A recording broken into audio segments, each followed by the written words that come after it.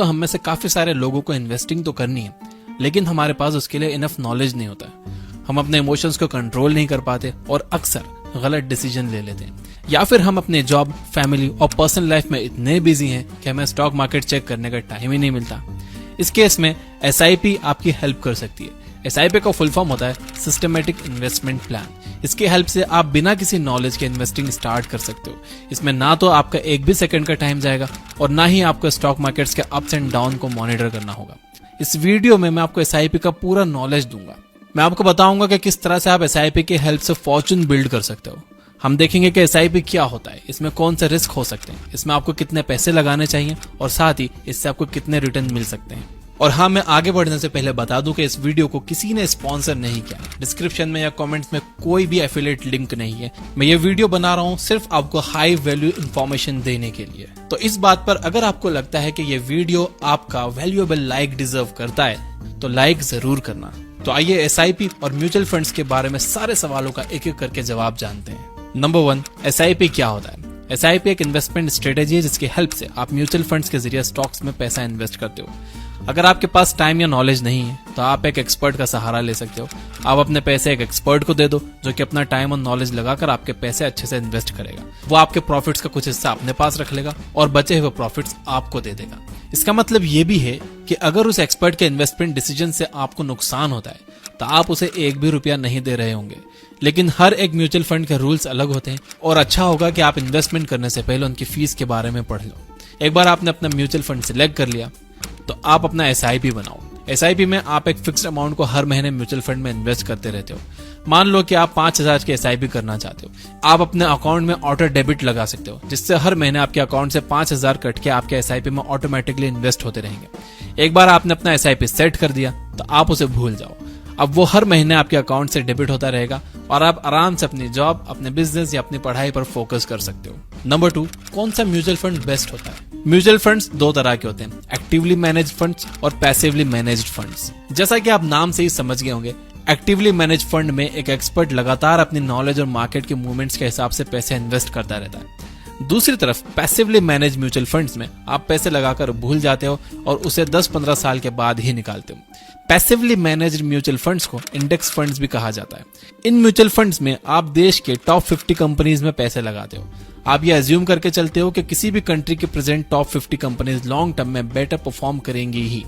India के index को Nifty 50 कहा जाता है। यहाँ पर आपको लग रहा होगा कि एक्टिवली मैनेज फंड्स बेटर होते हैं क्योंकि उसमें एक्सपर्ट्स हमेशा काम करते रहते हैं। ज्यादा काम करने की वजह से उन्हें रिटर्न्स भी ज्यादा मिलते होंगे, लेकिन ऐसा नहीं है। शॉर्ट टर्म में हो सकता है कि एक्टिवली मैनेज्ड म्यूचुअल फंड्स ज्यादा प्रॉफिट कमा रहे हो, लेकिन लॉन्ग टर्म में वो पैसिवली मैनेज्ड म्यूचुअल फंड्स को बीट नहीं कर पाते। एक स्टडी में पाया गया है कि पिछले 20 सालों में 85% actively managed mutual funds index funds को बीट नहीं कर पाए। इसका मतलब ये है कि अगर आप इंडिया के टॉप 50 कंपनीज में पैसा लगाकर उसे 20 साल के लिए छोड़ दो और दूसरी तरफ एक्टिवली मैनेज्ड म्यूचुअल फंड में 20 साल के लिए पैसा लगाते रहो तो इसके चांसेस बहुत हाई हैं कि आपको फर्स्ट केस सिनेरियो में ज्यादा प्रॉफिट्स मिलेंगे। सिर्फ 15% एक्टिवली मैनेज्ड म्यूचुअल फंड्स ही इंडेक्स को बीट कर पाते हैं, लेकिन ये 15% भी नेक्स्ट 20 साल में इंडेक्स को बीट कर पाएंगे या नहीं इसकी कोई गारंटी नहीं है। इनफैक्ट वॉरेन बफेट खुद कहते हैं कि अगर उन्हें अपनी इन्वेस्टिंग जर्नी फिर से स्टार्ट करनी होगी तो वो इंडेक्स फंड्स के साथ ही करेंगे। नंबर 3, SIP की हेल्प से आपको कितने रिटर्न्स मिल सकते हैं? आपको कितने % का रिटर्न मिलेगा ये 3 मेन फैक्टर्स पर डिपेंड करता है।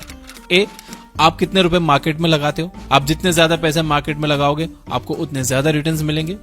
B, आप कितने टाइम तक पैसे मार्केट में लगाते हो। एक बार पैसा लगाकर उसे 1 हफ्ते में ही निकाल लेने से आपको कोई खास रिटर्न नहीं मिलने वाले। दूसरी तरफ अगर आप 20 साल तक हर महीने अपने SIP भरते रहते हो तो आपको अच्छे खासे रिटर्न्स मिल सकते हैं। C, मार्केट की कंडीशंस कैसी है। अनफॉर्चुनेटली इसे कंट्रोल करने के लिए आप कुछ भी नहीं कर सकते।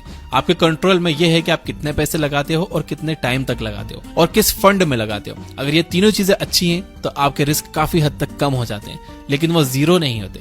मार्केट कंडीशंस हमेशा फ्लक्चुएट करती रहती है और इस वजह से आप जो भी पैसे लगाओगे उसे खोने का एक रिस्क हमेशा बना रहेगा।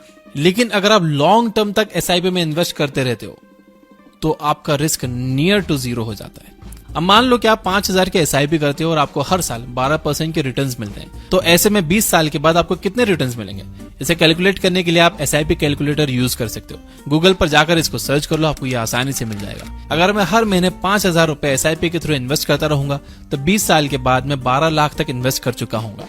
इस पर मुझे टोटल रिटर्न्स लगभग 38 लाख रुपए के मिलेंगे। इसका मतलब है मेरे 12 लाख का अमाउंट बढ़कर 50 लाख हो चुका होगा। अब आइए इन सारी वैल्यूज को हम सिर्फ 20% इंक्रीज कर देते हैं। मान लो कि आप 5,000 की जगह 6,000 हर महीने इन्वेस्ट करते हो। मान लो कि आप 20 साल के लिए नहीं बल्कि 24 साल के लिए पैसे लगाते हो, और मान लो कि रिटर्न्स आपको फिर भी 12% ही मिल रहे हैं, क्योंकि ये मार्केट कंडीशंस पर डिपेंड करता है और इसे कंट्रोल करने के लिए हम कुछ नहीं कर सकते। अब आइए देखते हैं कि इस केस में हमें कितने रिटर्न्स मिलेंगे। अब आपका टोटल इन्वेस्टेड अमाउंट लगभग 17,28,000 रुपए है, लेकिन रिटर्न्स आपको लगभग 83 लाख तक मिल रहे हैं। फर्स्ट केस में आपको सिर्फ 38 लाख का रिटर्न मिल रहे थे, लेकिन आपने अपनी इन्वेस्टमेंट अमाउंट और इन्वेस्टमेंट टाइम पीरियड को जस्ट 20% ही इंक्रीज किया, लेकिन इससे आपके रिटर्न्स लगभग 125% यानी डबल से भी ज्यादा हो गए। यह है कंपाउंडिंग इफेक्ट का मैजिक। अगर आप थोड़े से भी पैसे ज्यादा लंबे टाइम तक मार्केट में इन्वेस्ट करके रखोगे तो आपको बहुत ज्यादा रिटर्न्स मिलने वाले हैं। नंबर 4, SIP में इन्वेस्ट करने से पहले आपको कौन सी बातों का ध्यान रखना चाहिए? जैसे कि हमने पहले देखा, SIP में अगर आप ज्यादा पैसे ज्यादा टाइम तक इन्वेस्ट करके रखोगे तो आपको ज्यादा प्रॉफिट होगा, लेकिन आपको यहाँ पर यह जानना होगा कि टाइम पैसे से ज्यादा इंपॉर्टेंट होता है।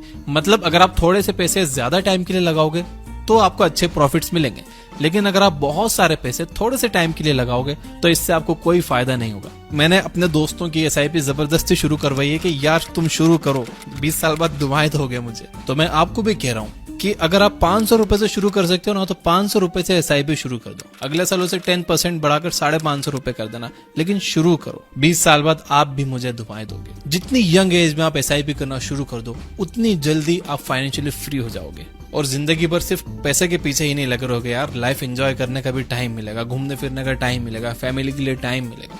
सो start as early as possible. और इसके साथ ही आप अपना एक इमरजेंसी फंड भी तैयार करते रहो, ये बहुत जरूरी है। अपने 6 महीने के एक्सपेंसेस कैश में अपने पास रखो। अगर कल आपके घर में किसी की तबीयत कुछ ज्यादा खराब हो गई, या आपको आपकी जॉब से निकाल दिया गया, या फिर आपके बिजनेस में लॉस होने लगा, तो कम से कम आप 6 महीने के लिए सिक्योर रहोगे।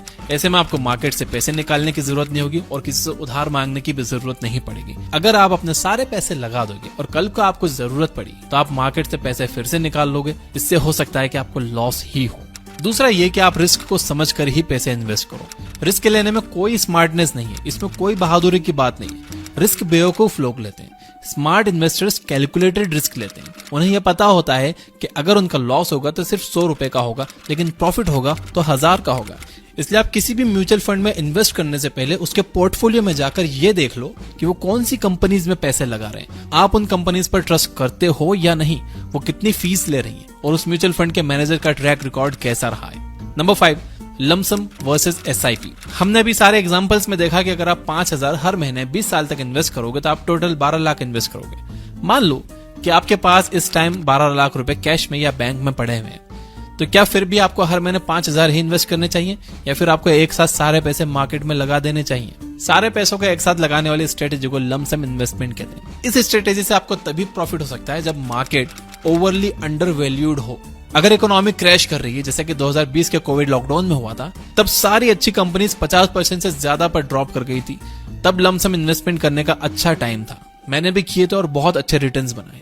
प्रॉब्लम यह है कि अब ऐसा मौका नेक्स्ट टाइम कब आएगा कोई नहीं बता सकता।